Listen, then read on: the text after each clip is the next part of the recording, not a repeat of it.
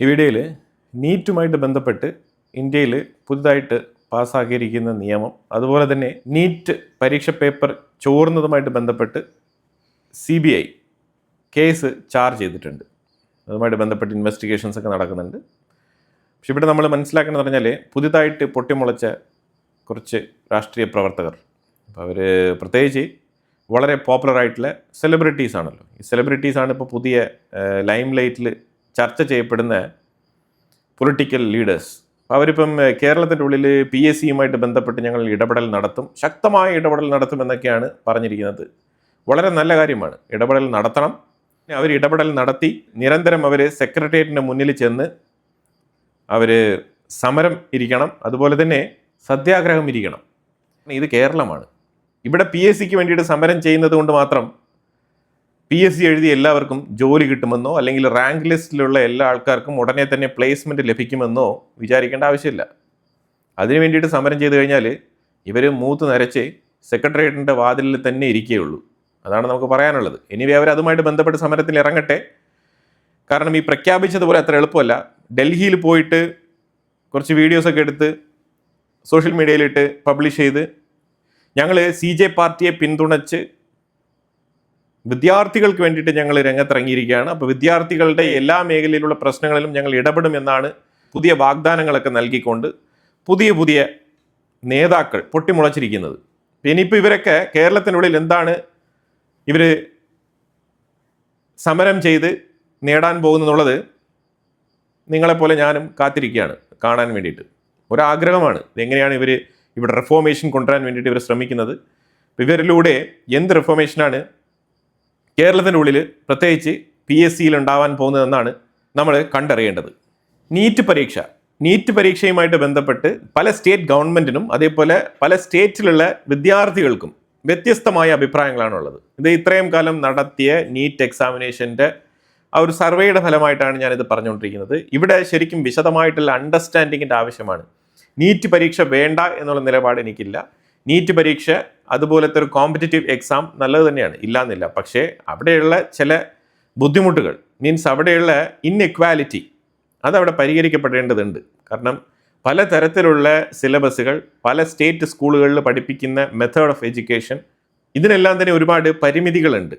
പക്ഷെ അതേസമയം ഇങ്ങനത്തെ ഒരു ക്വസ്റ്റ്യനർ ഇൻട്രൊഡ്യൂസ് ചെയ്യുന്ന സമയത്ത് ഈ ക്വസ്റ്റ്യനിൽ പലതും കൃത്യമായിട്ട് അർബൻ സ്കൂളിൽ അതേപോലെ പ്രൈവറ്റ് സ്കൂളുകളിൽ പഠിപ്പിക്കുന്ന രീതി, അവർ ഫോക്കസ് ചെയ്യുന്ന സിലബസ്, അവർ പഠനത്തോടൊപ്പം കൊടുക്കുന്ന ഇത്തരത്തിലുള്ള കോമ്പറ്റേറ്റീവ് എക്സാമിന് വേണ്ടിയിട്ടുള്ള പ്രിപ്പയർഡ്നെസ്, ഇതെല്ലാം തന്നെ വളരെ വ്യത്യസ്തമാണ്. കമ്പാരിറ്റീവ്ലി ഒരു സ്റ്റേറ്റ് സിലബസ് പഠിക്കുന്ന, സ്റ്റേറ്റ് സ്കൂളിൽ പഠിക്കുന്ന, പ്രത്യേകിച്ച് ഗവൺമെൻറ് സ്കൂളിൽ പഠിക്കുന്ന കുട്ടികളും എയ്ഡഡ് സ്കൂളുകളിൽ നിന്നും പഠിച്ചിറങ്ങുന്ന വിദ്യാർത്ഥികളും അതേപോലെ തന്നെ കേരളത്തിനുള്ളിലും ഗവൺമെൻറ് സ്കൂളുകളിൽ നല്ല നിലവാരം പുലർത്തുന്ന സ്കൂളുകളിൽ നിന്നും പഠിച്ചിറങ്ങുന്ന കുട്ടികളുമുണ്ട്, ഇല്ല എന്ന് പറയാൻ പറ്റത്തില്ല. പക്ഷേ ഈ നിലവാരം എങ്ങനെ യൂണിഫോം ആയിട്ട് കൊണ്ടുപോകാൻ പറ്റും? ഒരു കോമ്പറ്റേറ്റീവ് എക്സാമിലേക്ക് എത്തുന്ന സമയത്ത് ഇത് എങ്ങനെയാണ് ഇതിൻ്റെ മാനദണ്ഡം? ഇതാണ് ഇവിടെ വളരെ വളരെ പ്രധാനമായിട്ട് നമ്മൾ നോക്കിക്കാണേണ്ടത്. ഇവിടെ ഒരു കോച്ചിങ് സെൻറ്റർ സംവിധാനം എന്ന് പറഞ്ഞിട്ട് വളരെ വലിയൊരു മാർക്കറ്റ് ഉണ്ട്. ആ മാർക്കറ്റിൻ്റെ റവന്യൂ കേട്ട് കഴിഞ്ഞാൽ തന്നെ അത് ശരിക്കും പറഞ്ഞാൽ ഒരു ഭീമമായ തുകയാണ്. അഡ്വാൻറ്റേജ് എന്ന് പറഞ്ഞാൽ ഒരൊറ്റ എക്സാം മതി മൾട്ടിപ്പിൾ എക്സാംസ് നടത്തുന്നതിന് പകരം, അതായത് വിവിധ തരത്തിലുള്ള പരീക്ഷകൾ നടത്തി മാനദണ്ഡം നിർണ്ണയിക്കുന്നതിന് പകരമായിട്ട് ഒരൊറ്റ എക്സാം, അതാണ് ഇതിൻ്റെ പ്രധാനപ്പെട്ട അഡ്വാൻറ്റേജ്. അത് ഒരു സിംപ്ലിഫയിങ് പ്രോസസ്സാണ്. അതുപോലെ തന്നെ ഓൾ ഇന്ത്യ തലത്തിലുള്ള മെറിറ്റ് ലിസ്റ്റിനെ കൃത്യമായിട്ട് സ്ക്രൂട്ടനൈസ് ചെയ്തെടുക്കാൻ വേണ്ടിയിട്ട് സഹായിക്കും. അതാണ് ഇതിനകത്ത് പ്രധാനപ്പെട്ട അട്രാക്ഷൻ. അതുപോലെ തന്നെ നാഷണൽ മൊബിലിറ്റി എന്ന് പറയുമ്പോഴത്തേക്കും ഒരു സ്റ്റേറ്റിലുള്ള സ്റ്റുഡൻറ്റിന് മറ്റൊരു സ്റ്റേറ്റിലുള്ള കോളേജ് ചൂസ് ചെയ്ത് പഠിക്കാനുള്ള ഒരു അവസരം. അതുപോലെ സീറ്റെല്ലാം ഷഫിൽ ചെയ്ത് കിട്ടുന്നത് കൊണ്ട് തന്നെ വിസിബിലിറ്റി വളരെ വലുതാണ്. അത് അടുത്ത ഒരു അഡ്വാൻറ്റേജ് ആണ്. പിന്നെ പൂർണ്ണമായിട്ടും 12th ബോർഡ് എക്സാമിനെ ഡിപ്പെൻഡ് ചെയ്തല്ല ഇത് നിലനിൽക്കുന്നത്. ഒരു ഹോപ്പ് തരുന്നുണ്ട് സ്റ്റുഡൻസിന്. +2 ബോർഡ് എക്സാമിന് ചെറിയ രീതിയിൽ മാർക്ക് കുറവുണ്ടെങ്കിലും അത് എൻട്രൻസിലൂടെ മാനേജ് ചെയ്ത് മുന്നോട്ട് പോകാം എന്നുള്ളൊരു കോൺഫിഡൻസ് അത് നൽകുന്നുണ്ട്. ഇത് ശരിക്കും ഒരു നേഷൻ വൈസ് സ്റ്റാൻഡർഡൈസേഷൻ പ്രോസസ്സായിട്ട് ഇത് മാറുന്നുണ്ട്. അതായത് ഇതിലേക്ക് എത്തിപ്പെടാൻ എല്ലാവർക്കും ഒരൊറ്റ മാർഗമാണ്, ആപ്ലിക്കേഷൻ ചെയ്ത് കഴിഞ്ഞാൽ അവിടെ എത്തിപ്പെടാം. പക്ഷേ ഇതിലേക്ക് പ്രിപ്പയർഡ് ചെയ്യുന്ന ഒരു പ്രിപ്പറേഷൻ, അതിന് മാത്രമാണ് പോരായ്മകളുള്ളത്, അല്ലാതെ എക്സാമിന് പോരായ്മയില്ല. അതുപോലെ തന്നെ ചില സ്റ്റേറ്റുകളിൽ പരിമിതമായ മെഡിക്കൽ സീറ്റുകളാണുള്ളത്, ചില സ്പെഷ്യൽ കോഴ്സുകൾക്കുമായാലും ഈ പ്രൊഫഷണൽ കോഴ്സുകൾക്ക് തന്നെ ലിമിറ്റഡ് സീറ്റ്സ് ആണ് അവൈലബിൾ ആയിരിക്കുന്നത്. ഫോർ എക്സാമ്പിൾ, പല സ്റ്റേറ്റുകളിലും സീറ്റ് കുറവാണെന്നുണ്ടെങ്കിലും സീറ്റ് കൂടുതലുള്ള സ്ഥലങ്ങളിലേക്ക് ഈ ഷഫ്ലിംഗ് മെത്തേഡ് ത്രൂ അഡ്മിഷൻ വാങ്ങിക്കാൻ പറ്റും. അപ്പോൾ മറ്റുള്ള സീറ്റ് കുറവുള്ള സ്റ്റേറ്റുകളിൽ നിന്നും ഈ എൻട്രൻസ് എക്സാമിൽ എഴുതി വരുന്ന കുട്ടികൾക്ക് മറ്റേതൊരു സ്റ്റേറ്റിലും ആ സീറ്റ് സെലക്ട് ചെയ്ത് പോയി ജോയിൻ ചെയ്ത് പഠിക്കാനുള്ള അവസരമാണ് ഇവിടെ ക്രിയേറ്റ് ആവുന്നത്. ഇവിടെ നമ്മൾ മനസ്സിലാക്കേണ്ടതെന്ന് പറഞ്ഞാൽ മെയിനായിട്ടും ആൾക്കാർ പ്രിഫർ ചെയ്യുന്നത് MBBS സീറ്റുകളാണ്. സീറ്റാണ് ഇവിടെ ഏറ്റവും കൂടുതൽ ഡിമാൻഡിലേക്ക് വരുന്നത്. അങ്ങനെ നോക്കുന്ന സമയത്ത് 15% ഇത്രയും കാലവും സെൻട്രൽ ഗവൺമെൻറ്റിൻ്റെ അലോക്കേഷനിൽ വരുന്നത്. അതായത് ഓൾ ഇന്ത്യ ലെവൽ കോട്ട പ്രൊവൈഡ് ചെയ്യുന്നത് 15% സീറ്റാണ്. ബാക്കി 85% സീറ്റും അലോക്കേറ്റ് ചെയ്യുന്നത് സ്റ്റേറ്റ് ആണ്. ഇപ്പോഴും നീറ്റ് പരീക്ഷ എഴുതി കഴിഞ്ഞാൽ സ്റ്റേറ്റിന് തന്നെ അതിൻ്റെ കൗൺസിലിംഗ് നടത്താനുള്ള പെർമിഷൻ ഉണ്ട്. അവർ തന്നെയാണ് ആ അതാത് സ്റ്റേറ്റുകളുടെ സീറ്റ് ഫിൽ ചെയ്യാൻ വേണ്ടിയിട്ടുള്ള കൗൺസിലിംഗ് നടത്തുന്നത്. പക്ഷേ ഇവിടെ ആ selection central government process through നടക്കുന്നു എന്ന് മാത്രം. ഇനിയിപ്പോൾ നമ്മൾ ഡിസ്അഡ്വാൻറ്റേജ് എന്നുള്ള രീതിയിൽ നമ്മൾ നീറ്റിനെ കുറിച്ച് നോക്കിക്കഴിഞ്ഞാൽ മേജർ ക്രിറ്റിസിസം എന്ന് പറയുന്നത് കോച്ചിങ് സെൻറ്ററുകളെ കുറിച്ചുള്ള പരാമർശങ്ങളാണ്. എല്ലാ കാലത്തും ഈ നീറ്റ് തുടങ്ങിയ കാലം മുതൽ, എന്തിനു വേദം എൻട്രൻസ് എന്ന് പറഞ്ഞ ആ ഒരു പരീക്ഷ തുടങ്ങിയ സമയം മുതൽ കോച്ചിങ് സെൻറ്ററുകളെ കുറിച്ചുള്ള ക്രിറ്റിസിസം ഉയർന്നു വരുന്നുണ്ട്. കാരണം students who can afford expensive coaching, അങ്ങനെ ഒരു കാറ്റഗറി ഉണ്ട് സൊസൈറ്റിയിൽ. അതുമായിട്ട് ബന്ധപ്പെട്ട് അവർ പോയി ചേർന്ന് പഠിക്കുന്ന കോച്ചിങ് സെൻറ്ററുകളും ഉണ്ട്. ആ സെൻറ്ററുകൾ എല്ലാ വർഷവും ഞങ്ങളുടെ കുട്ടികളെ എല്ലാം ഇത്ര സീറ്റുകളിൽ എത്തിച്ചിട്ടുണ്ട് എന്നുള്ള നോട്ടീസ് ബോർഡുമായിട്ട് അവർ പ്രത്യക്ഷപ്പെടാറുമുണ്ട്. അപ്പോൾ ഇത് കിട്ടാത്ത കുറേ ആൾക്കാരുണ്ട്. അതായത് ഒരു കൂട്ടർ ബിരിയാണി കഴിച്ചുകൊണ്ടേയിരിക്കുകയാണ്, മറ്റൊരു കൂട്ടർക്ക് അത് കിട്ടുന്നില്ല. അങ്ങനെ ഒരു സംവിധാനം ഇവിടെ നിലനിൽക്കുന്നുണ്ട്. അതൊരു കൾച്ചറായിട്ട് തന്നെ ഇപ്പോൾ ഇവിടെ വളർന്ന് പന്തലിച്ചിട്ടുണ്ട്. അതാണ് കോച്ചിങ് സെൻറ്ററുകളെ കുറിച്ച് പറയാവുന്ന ഏറ്റവും ടോപ്പ് ലെവലിലുള്ള ആരോപണം.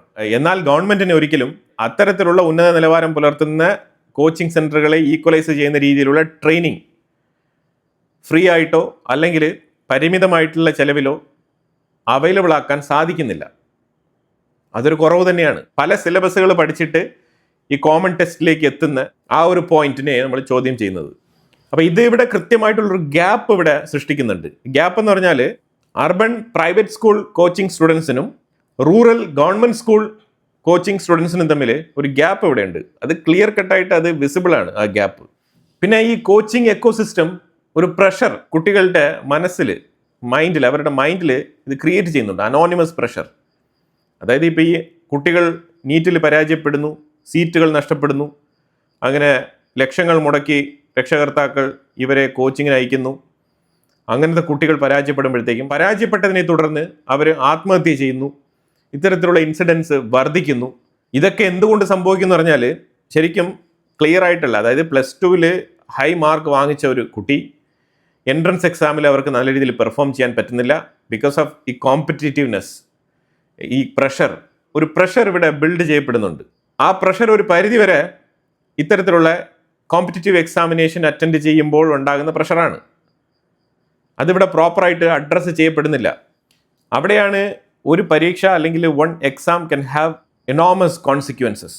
അവർക്ക് ഒരു ആൻസൈറ്റി, ഒരു illness, unexpected questions, time management problems, technical അതുപോലെ തന്നെ അഡ്മിനിസ്ട്രേറ്റീവ് പ്രോബ്ലംസ്, ഇത്തരത്തിലുള്ള നിരവധിയായിട്ടുള്ള കാരണങ്ങൾ മൂലം +2 നല്ല രീതിയിൽ മാർക്ക് വാങ്ങിച്ചൊരു കുട്ടിക്ക് വളരെ പുവറായിട്ട് പെർഫോം ചെയ്യേണ്ട ഒരു സാഹചര്യം നീറ്റ് എക്സാമിലൂടെ രൂപപ്പെടുന്നുണ്ട്. ഫോർ എക്സാമ്പിൾ, ഒരു വിദ്യാർത്ഥിയെക്കുറിച്ചല്ല നമ്മൾ പറയുന്നത്, ഇതേ പ്രോബ്ലം ഫേസ് ചെയ്യുന്ന നിരവധി വിദ്യാർത്ഥികളുണ്ട്. അതാണ് നമ്മളിവിടെ മനസ്സിലാക്കേണ്ടത്. അപ്പോൾ ഇവർക്കെല്ലാം തന്നെ ഒരു മെൻ്റൽ എബിലിറ്റി അല്ലെങ്കിൽ ഒരു കോൺഫിഡൻസ് നൽകുന്ന രീതിയിലുള്ള ടെസ്റ്റ് അല്ലെങ്കിൽ ഇവർക്ക് അതുമായിട്ട് ബന്ധപ്പെട്ട പരിശീലനങ്ങൾ സ്കൂൾ തലത്തിൽ തന്നെ നൽകപ്പെടുന്നുണ്ടോ എന്ന് ചോദിച്ചാൽ ഇല്ല, വട്ടപൂജ്യമാണ്.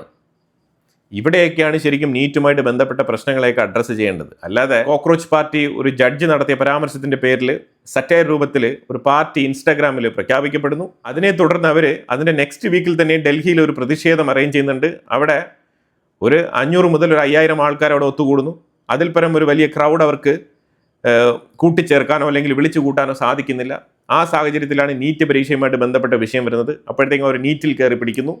അങ്ങനെ നിരവധി വിദ്യാർത്ഥികളുടെ സപ്പോർട്ട് അവർക്ക് കിട്ടുന്നു. അതിനെ തുടർന്ന് വീണ്ടും അതേപോലെ ഡൽഹിയിൽ ജന്തർ മന്ദറിൽ അവർ വീണ്ടും പ്രതിഷേധം പ്രഖ്യാപിക്കുന്നുണ്ട്. ആ പ്രതിഷേധത്തിന് ആൾക്കാർ കൂടുന്നുണ്ട്. പക്ഷെ അതേസമയം ആ സമരത്തിനെ പിന്തുണച്ചുകൊണ്ട് ഇലക്ഷനിൽ മത്സരിച്ച് പരാജയപ്പെട്ട കുറേ ലെഫ്റ്റിസ്റ്റ് ഐഡിയോളജി പാർട്ടി മെമ്പേഴ്സ് അതിൽ പങ്കെടുക്കുന്നുണ്ട്. അതിൽ നിരവധി സെലിബ്രിറ്റീസും കൂടി അതിൽ പങ്കെടുക്കുന്നുണ്ട്, ഈ സ്റ്റുഡൻസിൻ്റെ പേരും പറഞ്ഞ്.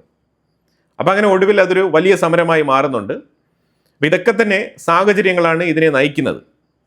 പക്ഷെ ഇവിടെ നമ്മൾ മനസ്സിലാക്കേണ്ട വിഷയം, ഈ പുതുതായിട്ട് പൊട്ടിമുളിച്ച റിഫോമിസ്റ്റ് എന്തൊക്കെയോ മാറ്റങ്ങൾ കൊണ്ടുവരാൻ വേണ്ടിയിട്ട് ഇവിടെ വെമ്പൽ കൊണ്ട് നിൽക്കുന്ന കുറച്ച് ആൾക്കാരുണ്ട്.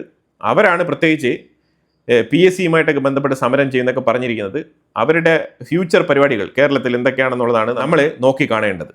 അപ്പോൾ ഇവിടെ നീറ്റ് പരീക്ഷയുമായിട്ട് ബന്ധപ്പെട്ട് സ്റ്റേറ്റ് ഗവൺമെന്റിന് ഒരു ഓട്ടോണമി നഷ്ടപ്പെട്ട അവസ്ഥയും അതേപോലെ സെൻട്രൽ ഗവൺമെന്റിന്റെ ഒരു ഫെഡറൽ സിസ്റ്റത്തിന് കീഴിൽ പ്രവർത്തിക്കുന്ന ഒരു വിഷയമായിട്ട് മാറിയിരിക്കുകയാണ് നീറ്റ് പരീക്ഷ. ഇപ്പോൾ കുട്ടികൾ പഠിക്കുന്നത് ഇപ്പോൾ കേരള സ്റ്റേറ്റ് ബോർഡ്, അതേപോലെ തന്നെ Tamil Nadu state board, Karnataka state board, Maharashtra board, അതേപോലെ CBSE, ഇതുപോലെ വേരിയസ് ബോർഡ് എഡ്യൂക്കേഷൻ നേടി വരുന്ന കുട്ടികളാണ് ഈ എക്സാമിന് അപ്പിയർ ചെയ്യാൻ പോകുന്നത്.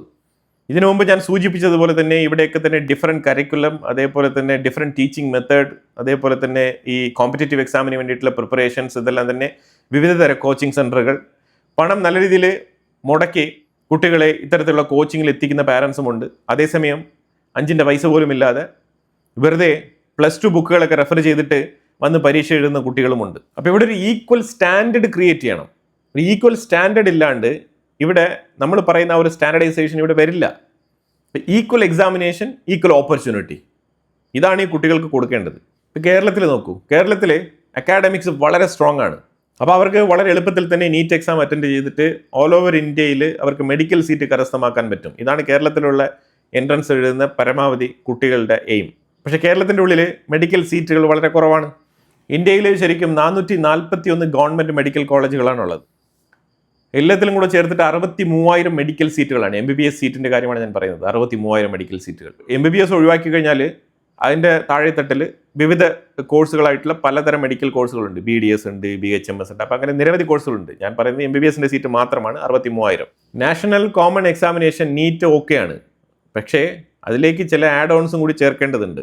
സ്ട്രോങ് പ്രിപ്പറേഷൻ, അതും government school through strong preparation add ചെയ്യണം.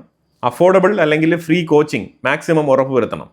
ട്രാൻസ്പെറൻറ്റ് എക്സാമിനേഷൻ അഡ്മിനിസ്ട്രേഷൻ, അഡിക്വേറ്റ് ആയിട്ടുള്ള മെഡിക്കൽ സീറ്റ് എക്സ്പാൻഷൻ. ഗവൺമെൻറ് കാലാകാലങ്ങളിൽ ഈ മെഡിക്കൽ സീറ്റ് എക്സ്പാൻഡ് ചെയ്തുകൊണ്ടിരിക്കണം. എന്നാൽ മാത്രമേ ഇതിനൊരു സൊല്യൂഷൻ ആവുള്ളൂ. അല്ലാതെ ജന്തർ മന്ദറിൽ പോയിട്ട് കൊടി പോക്കിയിട്ട് കാര്യമൊന്നുമില്ല. ഇവിടെ ചില റിഫോർമേഷൻസ് നടക്കേണ്ട ഏരിയകളാണ് ഞാനിവിടെ ചൂണ്ടിക്കാണിച്ചത്. ഈ വിഷയങ്ങൾ പബ്ലിക്കായിട്ട് ഇത് തുറന്നു പറയാനും ഇത് ഡിസ്കസ് ചെയ്യാനും ഇതുമായിട്ട് ബന്ധപ്പെട്ട വിഷയത്തിലേക്ക് കൂടുതൽ ക്രിയാത്മകമായ രീതിയിൽ പ്രവർത്തിക്കാനുമുള്ള ആ ഒരു മൈൻഡ് സെറ്റാണ് ഈ പുതുതായിട്ട് കേരളത്തിൽ പൊട്ടിമുളച്ച നേതാക്കൾക്ക് വേണ്ടത്. അല്ലാതെ വെറുതെ നീറ്റ് PSC എന്നൊക്കെ പറഞ്ഞിട്ട് കാര്യമില്ല.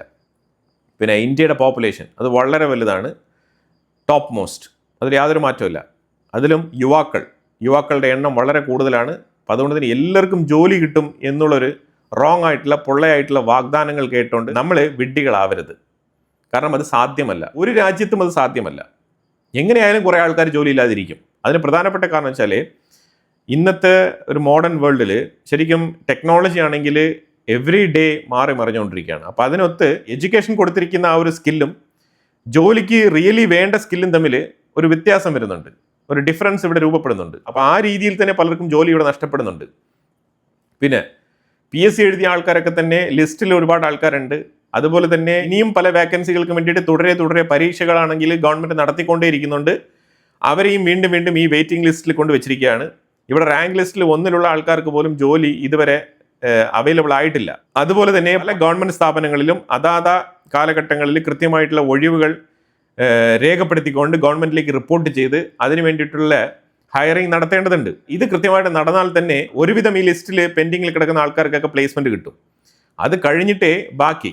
പക്ഷെ ഇവിടെ ഓരോ വർഷവും ലക്ഷക്കണക്കിന് ആൾക്കാർ ഇതേപോലെ ലിസ്റ്റിൽ വന്നുകൊണ്ടിരിക്കുകയാണ്. ഇവിടെ എന്ന് വെച്ചാൽ ശരിക്കും ബിസിനസ് സംരംഭങ്ങൾ ഏറ്റവും കൂടുതൽ വരണം. ഈ ബിസിനസ് സംരംഭങ്ങൾ വരണം എന്നുണ്ടെങ്കിൽ ബിസിനസ് ചെയ്യാനുള്ള സാഹചര്യം ഇവിടെ ഒരുക്കി കൊടുക്കണം. സ്ഥാപനങ്ങൾ കൂടുതൽ വരുമ്പോഴാണ് ഏറ്റവും കൂടുതൽ എംപ്ലോയ്മെൻറ്റ് ഇവിടെ ക്രിയേറ്റ് ചെയ്യപ്പെടുന്നത്. ഇപ്പം ടീച്ചേഴ്സിൻ്റെ പ്രൊഫഷൻ എന്ന് പറഞ്ഞാൽ ഇപ്പം വലിയ പ്രതിസന്ധിയിലാണ്. ഇപ്പം കേരളത്തിനുള്ളിൽ തന്നെ 30 കുട്ടികൾക്ക് ഒരു ടീച്ചർ എന്നുള്ള നിലയിലാണ് ഇവിടെ ഹയറിംഗ് നടക്കുന്നത്.